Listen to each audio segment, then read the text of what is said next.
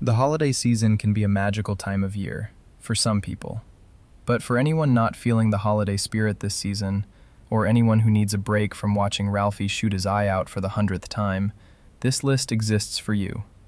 So grab some eggnog, or something stronger, and let's count down the 10 best anti-Christmas movies for Scroogey McScroogersons. The eternal debate about whether Die Hard is a Christmas movie usually misses the point. The movie uses Christmas specifically because it needs Nakatomi Plaza empty, except for the holiday party on the 30th floor. Come out to the coast, we'll get together, have a few laughs. John McClane shows up in Los Angeles on Christmas Eve to reconcile with his wife, walks into a terrorist situation, and spends the night barefoot and bleeding while Hans Gruber pretends to be a revolutionary instead of just a very smart thief. Director John McTiernan shot the movie at Fox Plaza in Century City, which had just been completed, and gave them a real high-rise for most of the exteriors and several practical floors for interiors.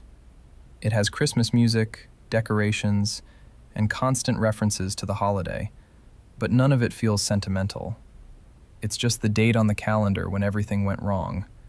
So whether you think it's a Christmas movie or not, it's the perfect movie for anyone who'd rather watch buildings explode than sit through another heartwarming family reunion.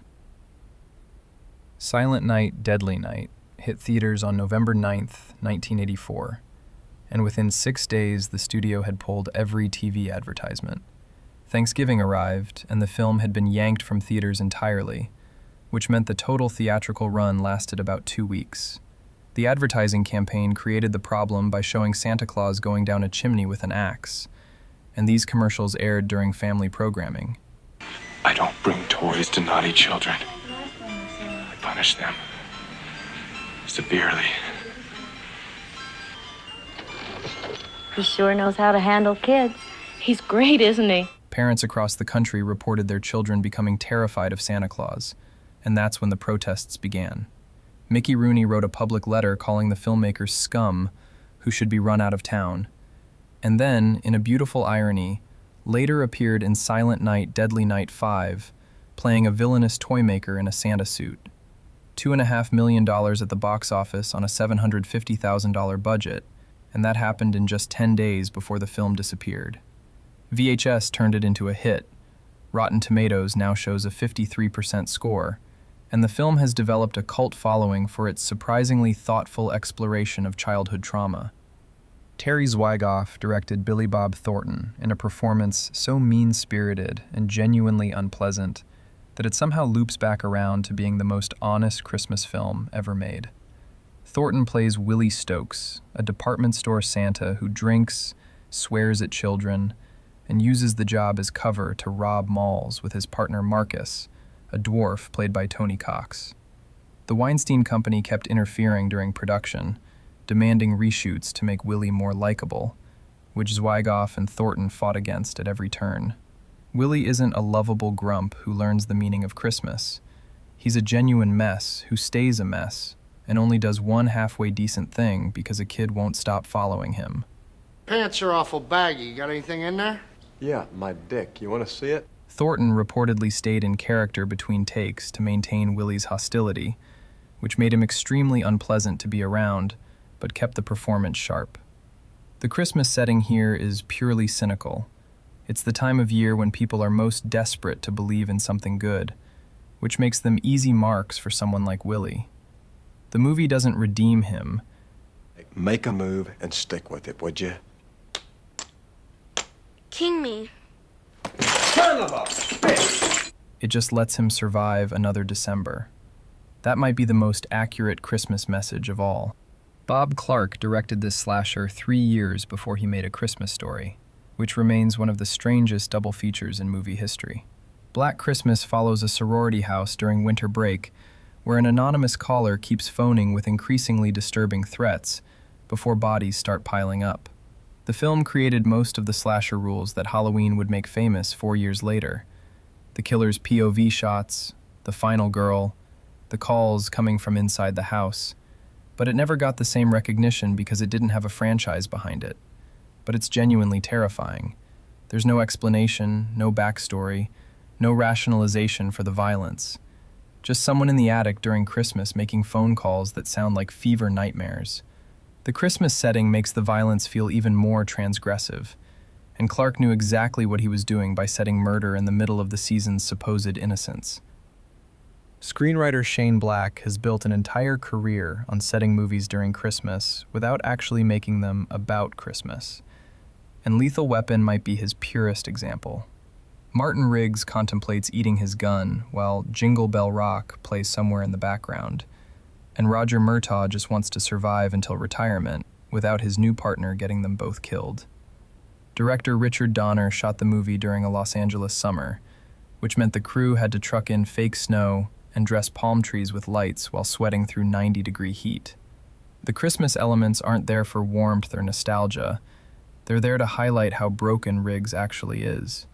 Everyone else is celebrating, and he's counting bullets. The movie made $120 million worldwide and launched a huge franchise, but that first one remains the darkest.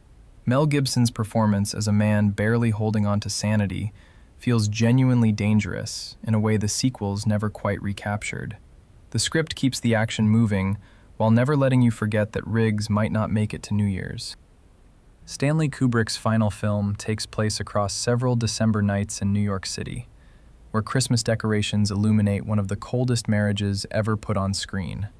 Tom Cruise plays Dr. Bill Harford, who discovers his wife Alice, played by then-wife Nicole Kidman, had intimate fantasies about another man years earlier. That revelation sends him on a night journey through Manhattan's underground, including masked rituals at a mansion that feels more like an exposé on secret societies. Kubrick shot the movie over 15 months, the longest continuous film shoot in history, and the production nearly destroyed Cruise and Kidman's marriage.